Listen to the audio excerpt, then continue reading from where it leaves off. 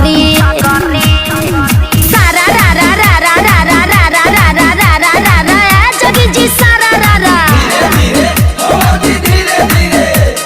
मरद के मुँह हमारो दिल्ली के कमाई देवर के फरज द तू ही निभाई। अरे बाबू हेने आबा